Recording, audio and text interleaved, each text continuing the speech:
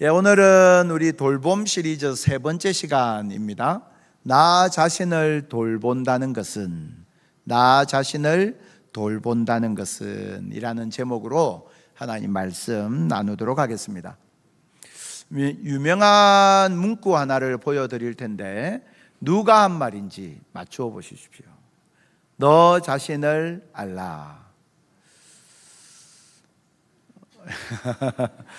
네, 너 자신을 알라.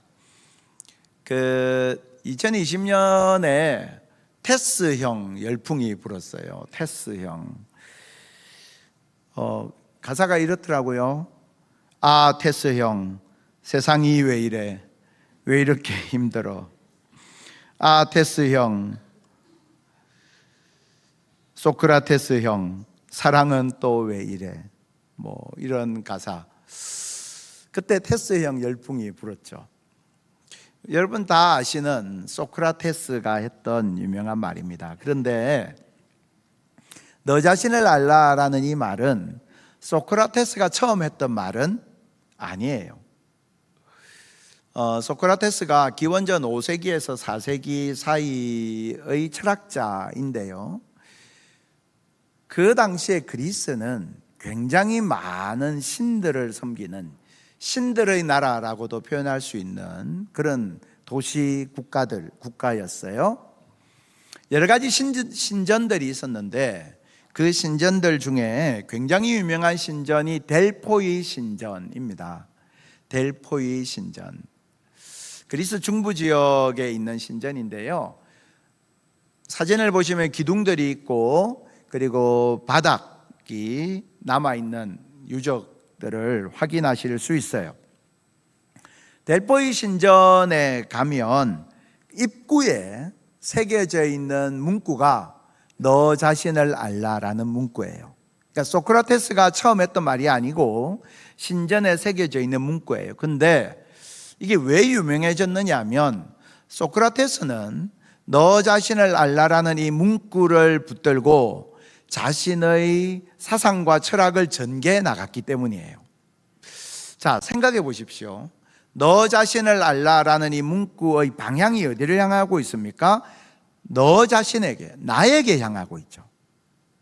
너 자신을 알라라는 이 문구는 나를 향해서 말하고 있는 거예요. 너는 무엇인가를 안다고 생각하는데 정말 너가 아는 게 맞느냐?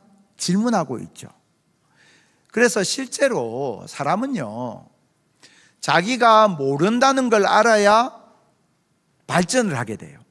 자기가 모른다는 걸 아는 게 출발이거든요. 근데 자기가 모른다는 걸 모르는 사람들도 있어요.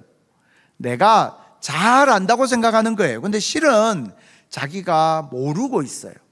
근데 모른다는 걸 인정해야 그 다음부터 알을 향해서 갈 수 있는 거거든요. 그러니까 결국 뭐냐면 철학을 한다는 것은, 내가 어떤 생각을 한다는 것은 내가 정말 그걸 아는지를 나를 들여다보는 것이다. 내가 나를 살펴보는 것이다. 여기에서 시작해야 한다라는 게 너 자신을 알라라는 문구가 말하는 바이고, 소크라테스는 그것을 그렇게 출발해서 자신의 철학을 쫙 전개했던 거죠. 자, 그런데 이 문구를 가지고요, 현대 철학자 중에 미셸 푸코라는 철학자가 있어요. 이분은 너 자신을 알라라는 이 문구에서 출발해서 굉장히 중요한 주제 한 가지를 우리에게 던져주고 있어요. 그 주제가 뭐냐면 자기 돌봄이라는 주제입니다. 미셸 푸코라는 철학자는 이야기하는 거예요. 오늘날 근대 이후로 사람들은 굉장히 자기가 어떤 생각을 가지고 있느냐가 중요하다라고 여기게 되었다. 우리도 그렇잖아요. 내가 어떤 생각을 가지고 있는가라는 게 나를 말해주는 것이다 라고 여기죠. 근데 미셸 푸코는 이야기하는 거예요. 자, 고대의 철학으로 돌아가면, 고대의 철학은 너 자신에 대해서 성찰하는 것이었다. 그런데 오늘날 우리는 우리의 생각에 대해서 이게 중요하다고 여긴 나머지 나를 들여다보는 자기 성찰, 자기 돌봄의 아름다운 가치를 놓쳐버리고 있다. 그렇게 이야기하는 거예요. 그래서 자기 돌봄이라는 이 주제를 굉장히 중요하게 강조를 하고 있습니다. 자, 오늘날 지금의 이 시대를 한번 들여다볼 필요가 있어요.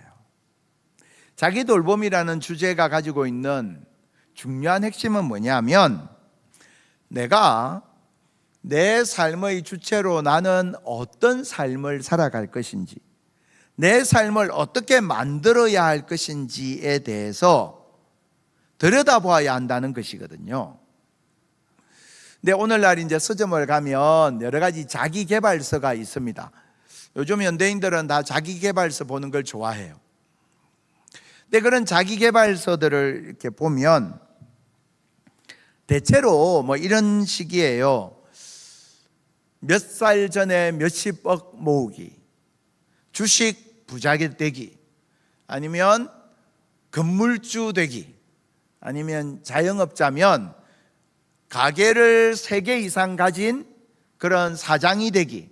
그러니까 뭔가 목표를 이야기해요. 그리고 이 목표에 도달하기 위해서는 어떻게 해야 될 것인가에 대한 전략을 말해요.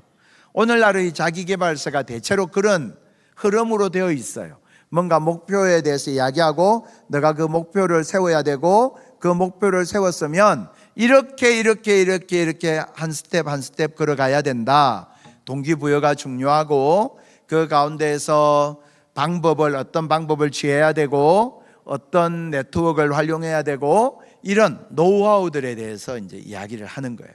현대인들이 그런 자기계발서 보는 걸 좋아하고 그 속에서 얻는 유익들이 꽤 많이 있습니다, 실제로. 자, 그런데 문제는 이런 자기계발서들이 우리에게 가르쳐주는 그 가르침이라는 것이요, 목표를 이미 딱 정해놓은 거예요. 이게 성공이야, 돈을 이만큼 모아야 이게 행복한 거야 라고 이미 목표를 딱 정해놓았다는 거예요. 그리고 그 목표를 향해서 그냥 달려가기 위한, 도달하기 위한 방법과 노하우만 말해주고 있다는 거죠. 뭐가 빠졌느냐? 내가 누구인지에 대해서, 내가 왜 그렇게 살아야 되는지에 대해서, 내가 어떤 사람인지에 대해서, 나는 어떨 때 행복한지에 대해서 빠져 있다는 거예요. 그냥 그럴듯한 목표 하나를 가지고 그 목표에 도달하기 위한 방법에 대해서는 이야기를 하지만 정작 내가 누구인지, 나에게 정말 필요한 것이 무엇인지, 그러한 주제들에 대해서는 다루지 않는다는 거예요. 한 사람이 있었습니다. 이 사람은 열심히 일했어요. 예나 지금이나 여러분, 부자가 되기는 쉬운 일이 아니지 않습니까? 이 사람은 열심히 일을 해서 부자가 되었어요. 부자가 되었는데, 부자가 되었으면 이제 뭐 그냥 여행도 다니고 뭐 놀러 다니고 맛있는 거 먹고 이렇게 해야 하면 좋겠다. 그런데요, 이 사람은 그러지도 않아요. 이미 부자임에도 불구하고 끊임없이 땀을 흘려 일해요. 굉장히 부지런한 사람인 것이죠. 오늘날로 치면 얼마나 모범적인 경우입니까? 여러분, 세상에서 졸부가 되고 나서요, 자기 인생을 아무렇게나 허비하고 사는 사람들이 얼마나 많습니까? 이 사람은요, 부자임에도 불구하고 오늘도 열심히 땀 흘리고 있어요. 그렇게 열심히 땀 흘렸더니 그 땀의 결과가 나타났는데요, 큰 수확을 거두게 된 거예요. 부자임에도 불구하고 열심히 농사 지었어요. 그랬더니 큰 소출을 얻게 된 거죠. 이 부자의 행복한 고민 한 토막을 우리가 한번 살펴보려고 합니다. 16절 17절을 보시면요, 한 부자가 그 밭에 소출이 풍성하며, 그죠? 소출이 풍성해졌어요. 그리고는 생각하는 거예요. 곡식 쌓아둘 곳이 없대. 얼마나 소출이 풍성했으면 더 이상 쌓아놓을 곳이 없어요. 그런데 이 부자의 모습에 대해서 성경은 이렇게 말하고 있어요. 그가 심중에 생각하여 이르되, 이게 원어적으로는 어떤 뜻이냐면요, 그가 자기 자신에게 말했다는 뜻입니다. 그래서 메시지라는 성경 번역에서는 He talked to himself, 그가 자기 자신에게 말했다는 거예요. 자기 자신에게. 이 사람은 부자이고요, 열심히 일하는 사람이고요, 땀 흘리는 사람입니다. 그래서 소출을 풍성하게 거두었습니다. 자, 이제 이걸 쌓아둘 데가 없어. 내가 어떻게 하면 좋을까라고 자기 자신 안에서 말하고 있다라는 거예요. 이 부자는 다른 사람과 말하지 않습니다. 다른 사람의 생각에 귀 기울이지 않아요. 이 부자는 하나님의 뜻이 어디에 있는지, 하나님은 뭐라고 말씀하시는지 하나님에 대해서도 귀 기울이지 않아요. 말씀을 펴서 읽지 않아요. 이 부자는 오로지 자기 자신 안에서 이야기하고 있는 거예요. 그러면서 그는 이 풍성한 소출을 가지고 이제 어떻게 해야 될 것인가, 자기 자신과 대화하고 결론을 딱 내리는데, 그 결론은 이것입니다. 18절을 보시면, 내가 곡간을 헐고 더 크게 짓고, 곡간을, 지금 곡간이 있습니다. 그 곡간을 헐고 더 크게 지어야겠다. 여기 나오는 이 곡간이라는 단어는 단순히 농산물을 저장하는 그런 장소가 아니고요, 곡간이라는 이 단어는 창고라는 뜻이에요. 창고, 물건을 쌓아두는 창고. 또 다른 뜻은 어떤 뜻이 있느냐 하면 큰 상점을 뜻해요. 우리가 교회에서 조금만 가면 대형 마트가 있잖아요. 대형 마트에 가면 온갖 상품들이 막 산처럼 쌓여 있죠. 본문에 나오는 그 곡간이라는 것은 그런 의미예요. 굉장히 이런저런 많은 상품들이 쌓여 있는 큰 창고를 뜻합니다. 곡간을 헐고 더 크게 지은 뒤에 18절을 다시 보시면, 그 곡간에 곡식과 물건을 쌓아두리라, 이렇게 이야기해요. 곡식과 물건, 곡식만 쌓아두는 게 아니고 물건까지. 그러니까 이 사람은 단순히 농사를 많이 지어서 수확을 많이 거둔 농부가 아니고, 이 부자에게는 수확 외에도 대단히 많은 이런저런 가치 있는 것들이, 값진 것들이, 귀중한 것들이 많이 있었다는 뜻입니다. 그 중에는 금은 보석도 있었을 것이고, 장신구도 있었을 것이고, 또 값비싼 이런저런 기구들도 있었을 것이고요, 그 중에는 한쪽 집의 한쪽을 이렇게 아름답게 장식할 만한 아름다운 조각품들도 있었을 것입니다. 미술 작품들도 있었을 것입니다. 이 모든 소유 좋은 것들을 지금 거둔 풍성한 수확과 함께 저장할 곡간, 창고가 필요하다라고 말하고 있는 거예요. 자, 이 부자가요, 이 많은 곡식과 물건을 가지고 그 다음에 뭐라고 말하느냐, 19절을 보십시오. 내가 내 영혼에게 이르되, 무슨 말입니까? 이 부자는 자기를 잘 돌보고 싶었어요. 자기 돌봄이에요. 자기를 잘 돌보고 싶었습니다. 근데 어떻게 돌봐야 할까? 이 많은 것들을 많이 쌓아두면 될 거야 라고 생각하고 있는 거예요. 내 영혼에게 이르되, 영혼아, 여러 해 쓸 물건을 많이 쌓아두었으니 라고 이야기하는 거예요. 그가 자기의 자신을 돌보는 방법이 뭐냐? 오늘 본문 17, 18, 19절을 연이어 보시면 강조되는 단어가 있는데 쌓아라는 단어죠. 이 부자가 자신을 돌보는 방식은 이 물질들을 쌓아두는 것이었습니다. 쌓아두는 것. 그러면 내 영혼 가운데에 평안이 임할 것이다. 내 영혼 가운데에 만족이 임할 것이다. 그래서 그 다음 19절을 보시면 이렇게 이야기하지 않습니까? 평안히 쉬고 먹고 마시고 즐거워하자. 그러니까 부자의 결론이 이것입니다.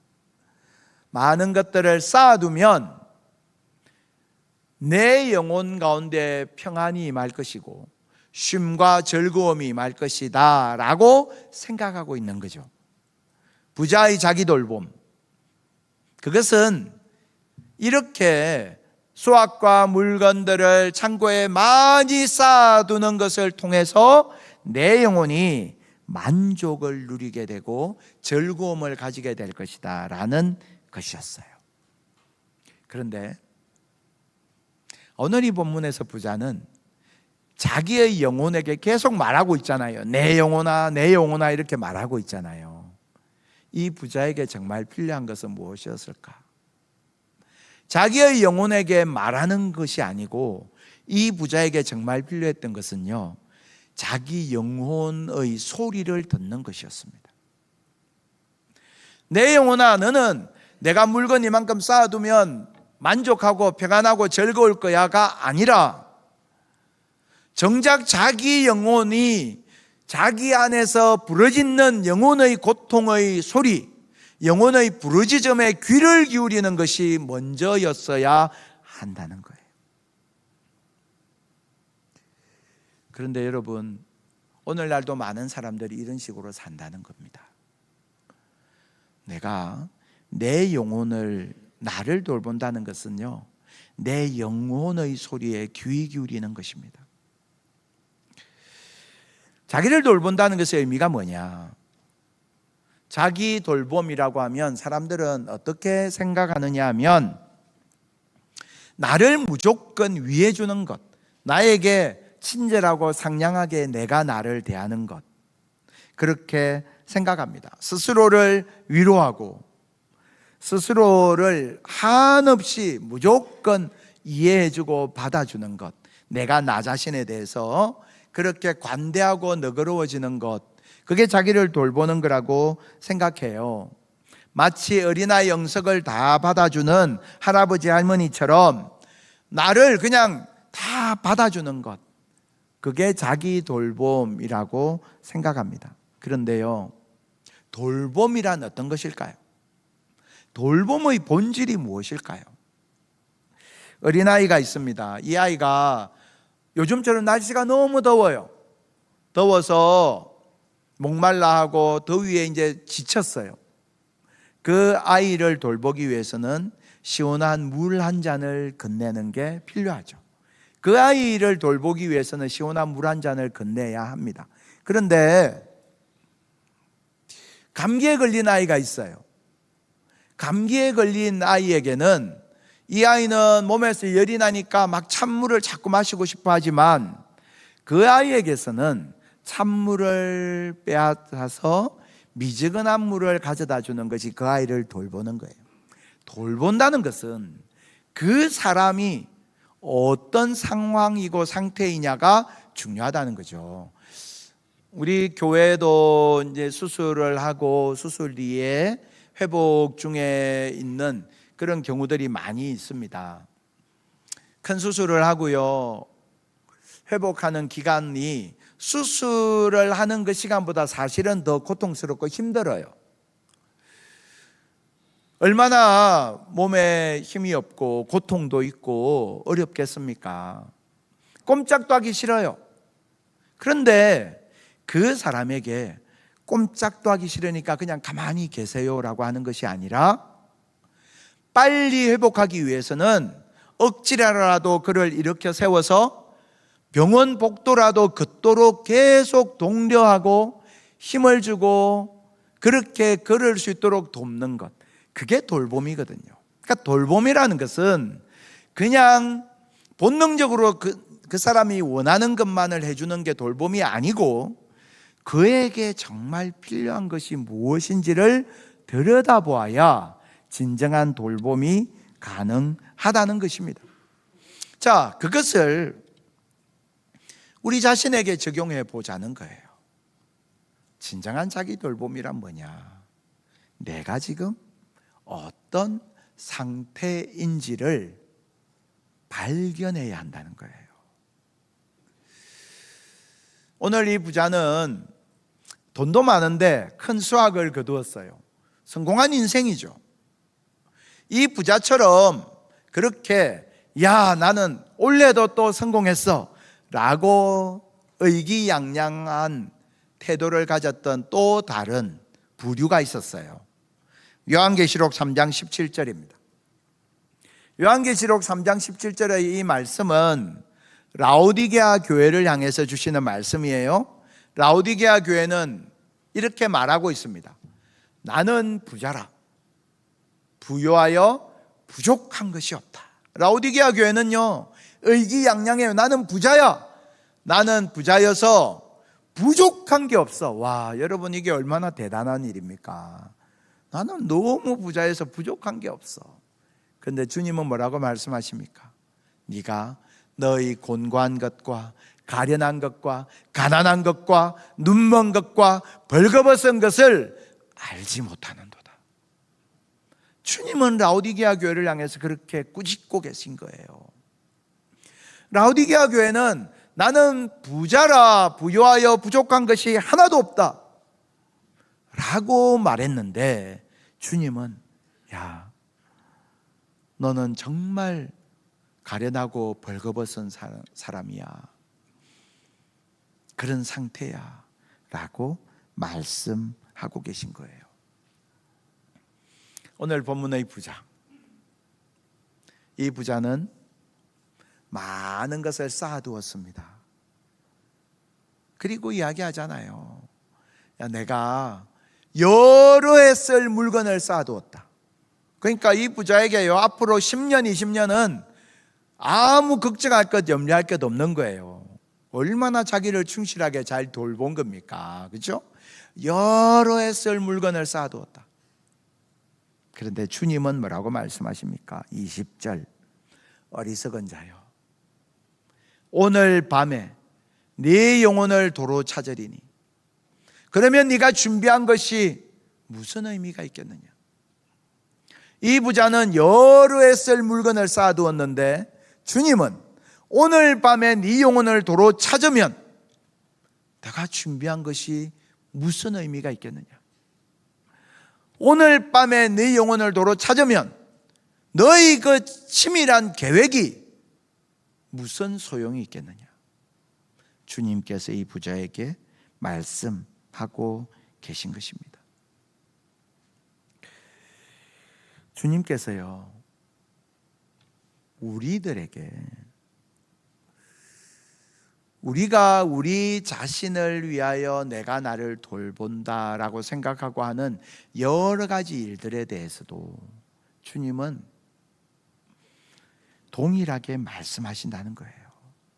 그래서요, 이 부자에 대해서 이렇게 말씀하십니다. 21절에 자기를 위하여 재물을 쌓아두고 하나님께 대하여 부요하지 못한 자가 이와 같다. 하나님께 대하여 부요하지 못하다. 자기를 위하여 재물을 쌓아두고 자기의 만족과 기쁨과 즐거움을 위하여 살아가지만 하나님과는 전혀 무관한 인생을 살아가는 이 부자가 정말 자기를 제대로 돌보고 있는 것이냐 질문하고 있는 것이죠. 이 부자가 오늘 밤에 하나님께서 그 영혼을 도로 거두어 가시면 주님 앞에 섰을 때 그는 과연 부자이겠느냐 말씀하고 계신 것입니다. 요한계시록에서 우리가 라오디게아 교회를 향한 책망을 보았지 않습니까? 주님께서 라오디게아 교회를 향해서요 답을 주고 계신데 뭐라고 답을 주고 계시느냐? 20절 말씀이에요. 굉장히 유명한 말씀이죠. 우리 요한계시록 3장 20절 말씀 같이 우리 한 목소리로 한번 고백해 봅니다. 볼지어다 내가 문 밖에 서서 두드리노니 누구든지 내 음성을 듣고 문을 열면 내가 그에게로 들어가 그와 더불어 먹고 그는 나와 더불어 먹으리라. 아멘. 무슨 말이냐? 라오디게아 교회는요, 내가 부자라 부유하여 부족한 게 아무것도 없다라고 말했는데, 실은 이 라오디게아 교회는 쫄쫄 굶주리고 있었다는 거예요. 그 영혼은 영적 기근에 처해 있었다는 거예요. 그래서 주님께서 말씀하시는 겁니다. 내가 너희 문 밖에 서서 문을 두드린다. 네가 문을 열면 내가 너희 안으로 들어가서 너와 함께 먹겠다. 너와 함께 마시겠다. 너의 영혼을 내가 참된 영혼의 부요를 경험하도록 내가 너에게 하늘 양식을 공급하겠다. 주님께서 말씀하고 계신 것입니다. 여러분, 우리가 나를 제대로 돌보기 위해서는 내 안에 예수님을 모셔야 합니다. 나를 제대로 돌보기 위해서는 예수님을 내 안에 모셔야 한다는 이유는 예수님만이 나에게 정말 필요한 것이 무엇인지 정확하게 아시기 때문입니다. 라오디게아 교회는 겉으로 보이는 것이면 다 되는 줄 알았지만 실은 그 영혼은 영적 기근 속에 죽어가고 있었던 거예요. 주님께서 내가 너에게로 들어가서 너의 그 영적 기갈을 면하도록 하늘 양식으로 너를 먹이겠다라고 말씀하고 계신 이유가 여기에 있습니다. 우리가 우리를 돌보기 위해서 어떻게 해야 합니까? 세상 사람들이 자신을 돌보는 여러 가지 방식들이 있습니다. 여름이 되면 박항철을 맞이하여서 산으로 들로 이리저리 다닙니다. 필요한 일이에요. 여행도 중요하고요. 그렇게 시간을 갖는 것도 필요합니다. 우리가 가지고 있는 현대인의 스트레스가 워낙 깊고 많아서요. 그렇게 일에서부터 떨어지는 시간이 필요해요. 하지만 때로는 내가 좋은 음식을 먹어서 내가 만족감을 누리는 것도 필요하지만 때로는 금식을 하고 주님 앞에 나아가서 주님께서 나에게 무엇라 말씀하시는지 귀 기울이는 시간도 필요하다는 겁니다. 때로는 내가 산으로 들로 멀리 좋은 풍경 보러 나갈 수 있는 그 시간과 기회를 하나님 앞에 나와서 하루건 이틀이건 사흘이건 말씀을 묵상하고 기도하고 내가 그간 소홀히 했던 찬양 찬송 부르는 그 시간도 가져보고 또 믿음의 사람들과 교제하는 시간도 가져보고 그런 내 영혼을 위하여 내가 하나님 앞에 보내는 그런 자기 돌봄의 시간도 필요하다는 거예요. 때로는 내가 내 혼자서 신앙생활하는 것이 아니라 내 옆에 있는 사람들과 함께 믿음의 교제를 이루고 그 가운데서 그 지체의 간증과 나눔의 소리에 마음을 열고 귀를 기울여보는 그 시간도 필요하다는 거예요. 그 모든 게 다 뭐냐면 나를 위한 자기 돌봄의 한 분야예요. 우리가 자기를 돌본다라고 할 때 세상이 하는 방식이 전부라고 생각하면 안 된다는 겁니다. 저는 우리 성도님들이 하나님께서 기뻐하시는 방법으로 나 자신을 잘 돌볼 수 있기를 바랍니다. 여러분, 우리가 얼마나 소중한 존재들입니까? 내 안에 있는 내 영혼의 부르짖음에 귀를 기울여 보십시오. 내 영혼이 줄여 있는데 내가 좋은 거 먹고 좋은 풍경 본다고 되는 게 아니에요. 내 안에 아픔과 상처가 있는데 그것을 하나님 앞에 내어놓기 위하여서 내가 특별히 시간을 구별하는 것 필요해요. 내가 내 영혼의 이러한 현실을 외면한 채 그냥 세상 사람들의 방식을 따라서 나를 돌본다면 그것은 하나님께서 보실 때 참으로 안타까운 일이에요. 오늘 하나님께서 우리에게 주시는 이 말씀, 내가 나 자신을 돌본다는 것은 내가 하나님 앞에 내가 지금 어떤 상태인지, 나는 지금 어떤 모습인지, 내 영혼의 상태가 지금 어떤지, 내 감정은 지금 어떤지, 내 속에 있는 여러 가지 생각들은 어떠한지 나를 잘 들여다보고, 그리고 내가 나 자신을 들여다보면서 부자는 자기 안에서 결론을 내리고 끝냈지만, 내가 나를 잘 들여다보면서 나 자신을 알고 나 자신을 돌보면서 그 내용을 가지고 우리가 어떻게 해야 됩니까? 하나님 앞에 가지고 나아가서 그 하나님께서 내게 들려주시는 하나님의 대답을 내가 다시 받는 것, 그 하나님의 대답을 듣는 것, 그것이 우리에게 필요하다는 겁니다.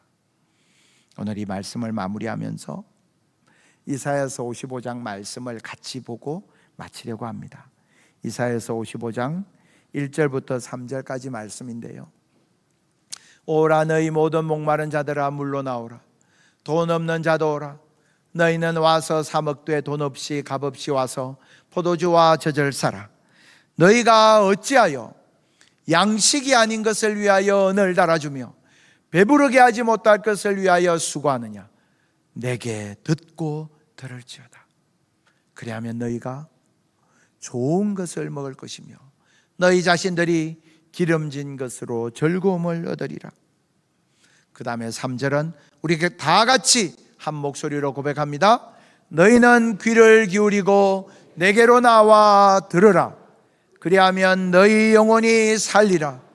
내가 너희를 위하여 영원한 언약을 맺으리니 곧 다윗에게 허락한 확실한 은혜이니라. 아멘. 하나님 앞에 나와서 너희는 귀를 기울이고 내게 나와 들으라. 그리하면 너희의 영혼이 살리라. 주님께서 말씀하셨습니다. 우리가 주님 앞에 나아가서 주님의 음성을 듣고 주님으로 말미암아 우리의 영혼이 다시금 솟게 되는 그러한 역사가 저와 여러분 속에 일어나게 되기를 축복합니다. 참된 자기 돌봄을 통하여서 정말 우리들 한 사람 한 사람이 영적으로 회복되고 육적으로 건강해지고 정서적으로 내면적으로 감정적으로 더욱더 온전해지는 이 역사가 우리 속에 더욱더 풍성한 시간 될 수 있기를 주님의 이름으로 축복합니다.